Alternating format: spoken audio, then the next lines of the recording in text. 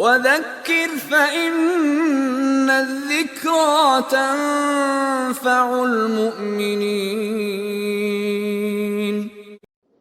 Assalamu alaikum wa rahmatullahi wa barakatuh. May the peace and blessings of Allah be upon you all. I'm Abdullah Oduro and welcome back.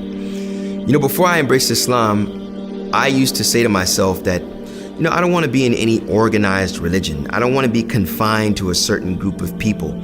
I don't want to be controlled or hypnotized or brainwashed with a certain religion. But at the same time, I knew that there was a higher power over me, that there was a greater power that had control over everything, that there was a deity, and that I had to show some type of acknowledgement of him. I also knew that I needed organization and structure.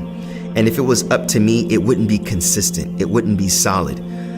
But what happened is, when I took the religion word out of the equation during my journey and during my questioning, that is when I embraced Islam.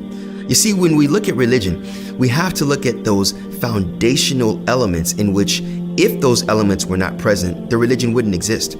When we look at Islam, we see that Islam starts and ends with the Shahada, meaning that Islam revolves around the oneness of God, that God is unique in every element, that he is unique in all of his characteristics, and in what we say and what we do shows respect in light of that. So when looking at why should one embrace Islam, it's initially to show that reverence to God and having structure when performing that reverence and recognition of God. Allah says in chapter number 16, verse 36, "And verily we have sent to every nation a messenger proclaiming, worship Allah and avoid all false deities." The word false deities in this verse is taghut in Arabic, taghut. And that means that which goes beyond the bounds, whether it's the individual or creation asking or demanding to be worshipped, or an individual that gives their reverence, which should only be confined to God, to this form of creation. That is the taghut, or the false deity. So when we look at this, why one should take the Shahada is if they want to establish a foundation to be enriched by this knowledge of God and his uniqueness.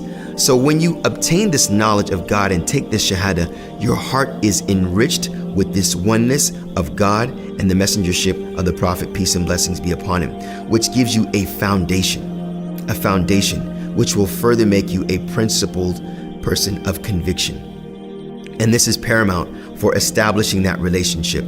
So when we see the question of why someone should embrace Islam, or why do you pray 5 times a day? Why do you go to the desert 1,000 miles away? Why do you fast 30 days out of the year? Why do you make it an obligation for yourself to get married in order to establish a relationship with the opposite gender?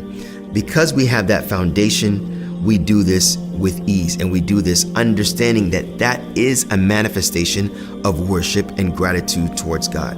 Secondly, it is a means of fortification. Once you've established that relationship based on the knowledge of God, you've enriched your heart. You fortify your heart by remembering the greatness of God, remembering his rights, remembering your rights, doing the best that you can, which strengthens that relationship. So the remembrance of that pillar, of that foundation, will strengthen you to further serve as an anchor.